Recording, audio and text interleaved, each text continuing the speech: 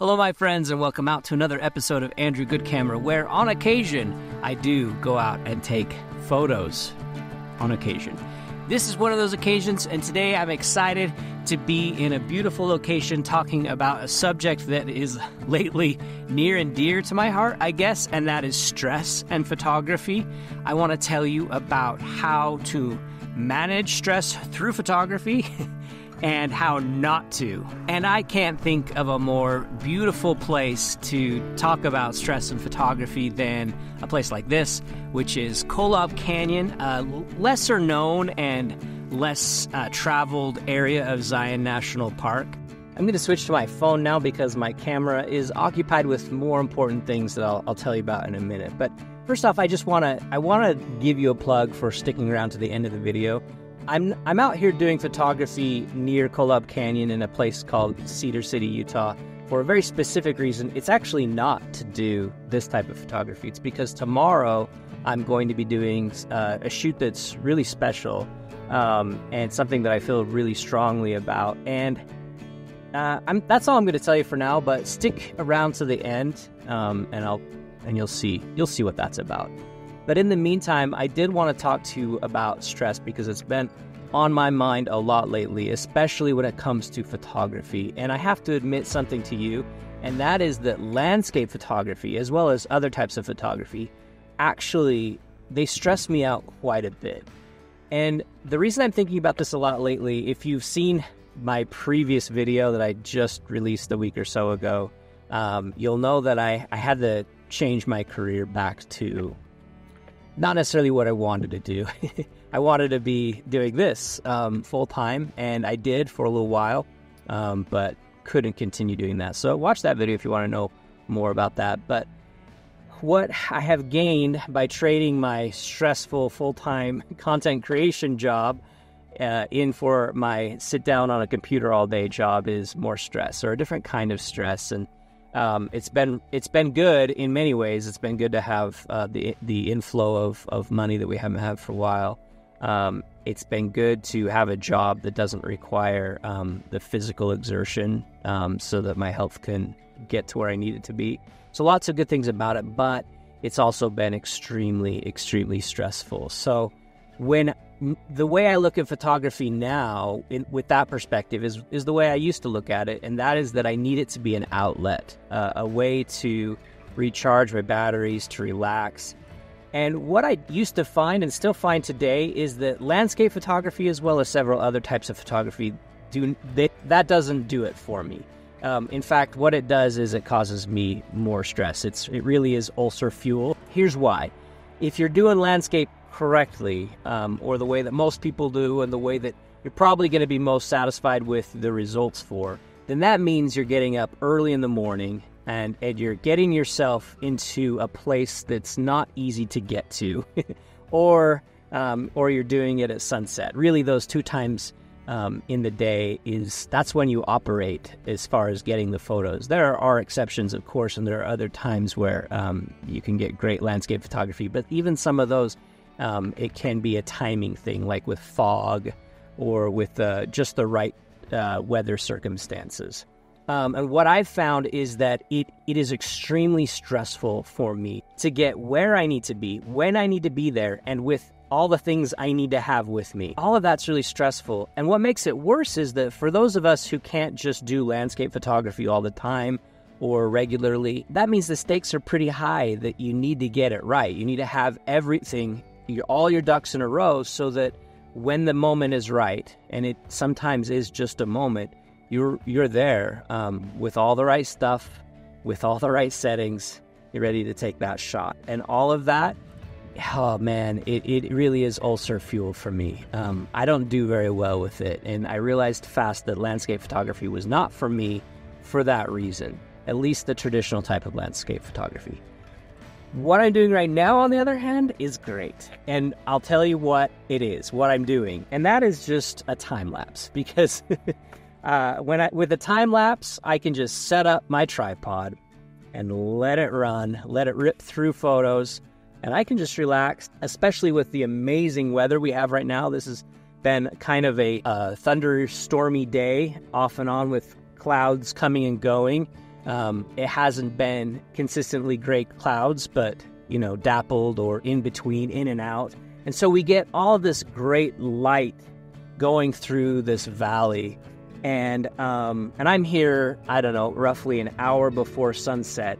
And so I'm positive that at least something, at least one of my shots will be one that I'm happy with. And so that's great. I can handle that. But usually it's difficult for me to do landscape photography. And it's not the relaxing type of photography that kind of gets me in a mindful and zen state. But there is one type of photography that is. But first, I'm going to show you the results of this time lapse and the final frame that I choose to run with for, I guess, my shot of the evening. Then I'm going to go to bed, and tomorrow I'm going to do the type of photography that I find my zen, my happy place, where I really recharge. So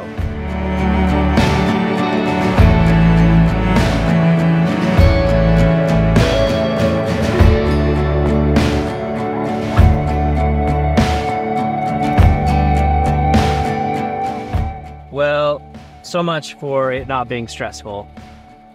I was thinking it wouldn't rain like this. I thought we would get away with not having rain, but c'est la vie.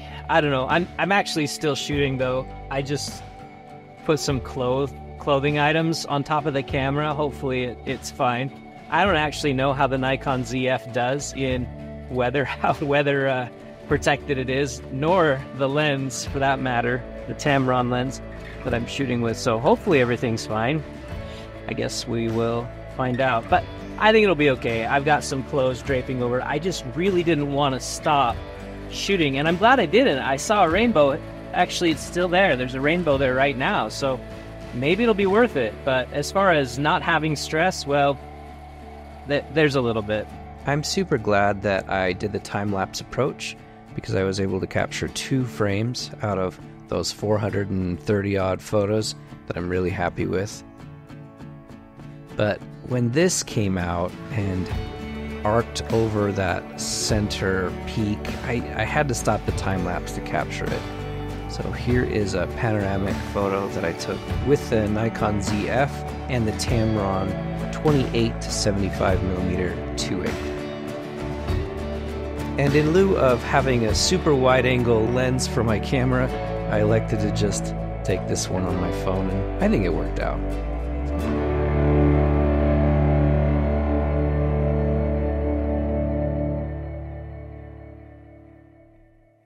Hello and welcome back. It's a beautiful morning here in Cedar.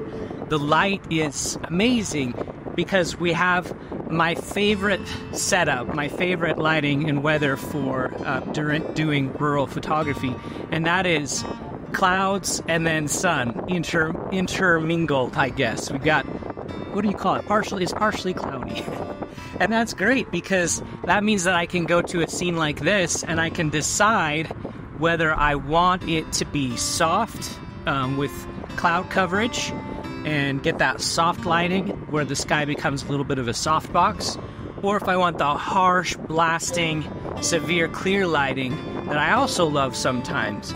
And all I have to do is wait. So I'm at my first scene. I really love this building, this business that probably opened in the 70s, hasn't been open now for some time, being left maybe for nature to take it back, to reclaim it. And so we have that rural decay that I love with the architecture that from yesteryear that is beautiful and gorgeous, and it's a great scene. I'm not in any hurry. I can just sit around and wait. And that, my friends, is why rural landscape photography, rural decay, that is my favorite type of photography to do when I want to be mindful, when I want to relax, when I don't want the stress that comes with so many other types of photography. Because I could just go throughout the day, if I have a whole day of just shooting, and wander, just adventure, explore. I recognize that this type of photography is not for everyone. If I appear as if I'm trying to sell you on it, I think maybe I am. I do think more people should bask in the glory of this type of photography because of, not just because of the mindfulness and the relaxing nature of it, but because I think it's a beautiful art form that it's not the first type of photography that people get into or reach for. So anyway, I'm here at this first scene, gonna get this shot, and then we'll just see what the day brings us. As I mentioned, I do have a shoot this evening at 5 o'clock, so I pretty much have all day to just explore and see what we can find.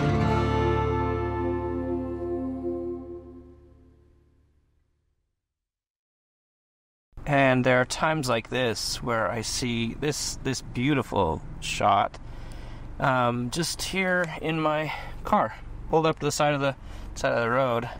I don't have to get out. I can just compose from my window. And this isn't the right time to take this photo because the sun is whereas up there.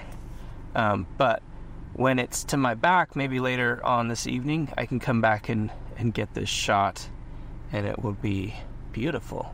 Another thing that makes this type of photography absolutely wonderful is that you don't really ever, or very often, need to use a tripod. You can just walk around handheld if you'd like, and that's what I do often. And that's nice for instances like this where there's this old sign shop. You can't go in it. I've tried to contact the owner. He's kind of a retired old curmudgeon that wants nothing to do with anyone. Got lots of keep out posters everywhere. Anyway, I wish I could get inside it. I can't, so I can only walk around and shoot in. But it's very chaotic. It's hard to find a good angle. I've tried before. I'll try again today because it looks like he's actually cleared some things out. So it might be, I might be able to find a more simplistic shot. So I'm just gonna walk around and try to get an order in the chaos type photo. But yeah, just one more reason why I love this type of photography.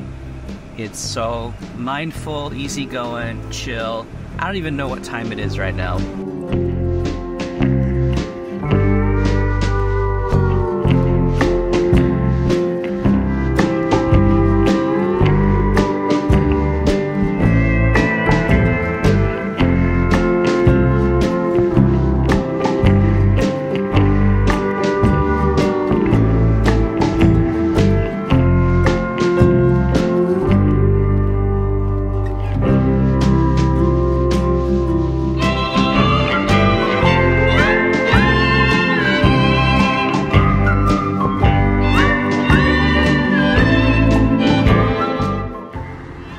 Really like how this end of track sign and the railroad, we got these tire tracks that continue, and then the beautiful mountains in the distance. Again, wrong light. I need the sun behind me, and it's not. The sun is to the back of the subject, but I don't know if I'll be back this way anytime soon, so I'm just gonna go ahead and take this shot now, see what we can do with it, even though the light is not ideal.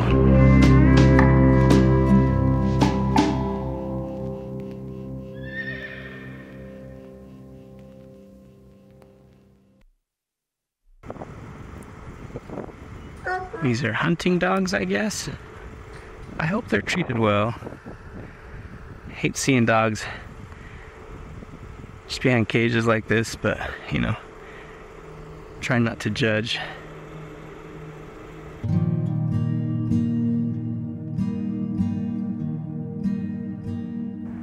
I really love this shot right here. This can be a great panorama. The only problem is I wish I could get further back from it, but kind of stopped by the other side of the street. Donkeys are yelling at me, but man, if I could get some more compression, I would like this shot more. As it stands, I'm a little too wide for what I would like. I guess I'm about, I don't know, around 40 millimeters, 35 millimeter. And I would prefer to be at the 75 to add a lot of compression to a shot like this.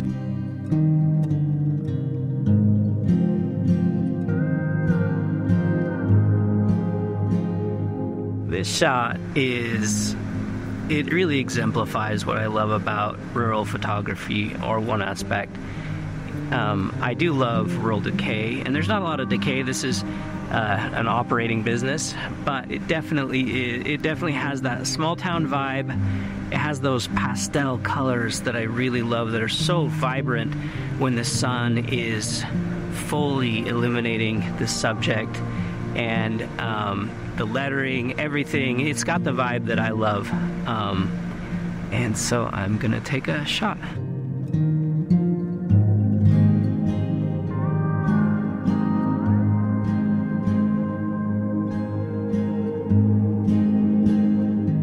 This would be the perfect shot. I love that building. Perfect rural decay, but if it wasn't for that dang tree. Another shot foiled. Those of you who follow the channel for a while, you know how I feel about motorhomes. The wideness of them lends itself so well to the 65 to 24 aspect ratio. But this shot I can't get because of that fence in front of it. But then I remembered that God created tippy toes, and I have a flippable LCD screen for moments just like this. Oh, I love the colors of this scene and the sort of narrowness of it. And it will be one of the few times on this trip that I actually take a vertical shot, not something I do very often.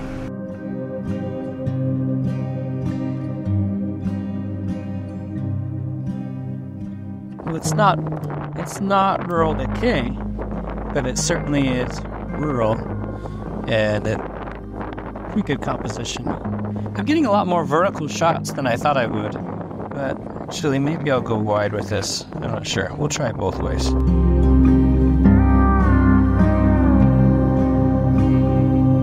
Right, I said we'd come back in better light, and here we are. It's kind of overcast, but I think it's fine. Works for me. Nice and soft lighting, and at least the sun is now behind or above a little bit, and the scene isn't backlit. So I'm really liking this shot.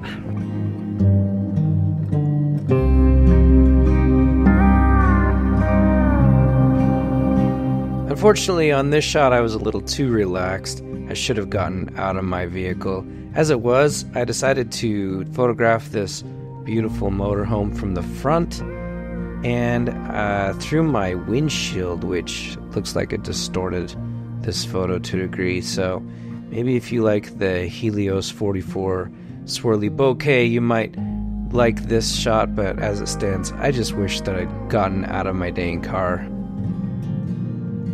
Typically on my small town photography escapades, I'll capture a dozen or so photos, and of those, only maybe 3 or 4 that I can frame at one of my favorite aspect ratios. That's the 65 to 24 Hasselblad X-band panoramic aspect ratio.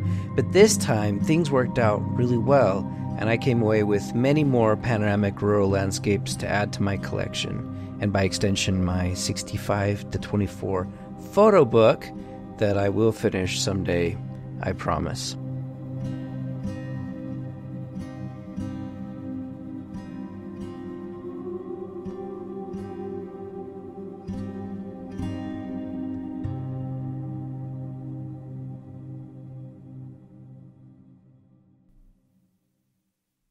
And that is all the time we have for rural photography.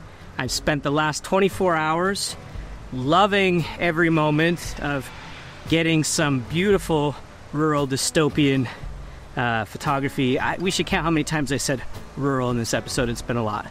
But we're not done yet. As I mentioned, I do have a photo shoot here where I am at the Southern Utah University Art Museum. We are going to be doing some sessions, and I want to tell you a little bit about what we're going to be doing tonight, because it's something that I feel very strongly with. Those of you that have followed the channel for some time know that Danae and I feel very strongly about foster and adoption. 2 of our children came to us through the foster program, and there is a program that we are involved in every year, this time of year, called the Heart Gallery. This is something done in Utah, I think Arizona and Washington, and a few other states.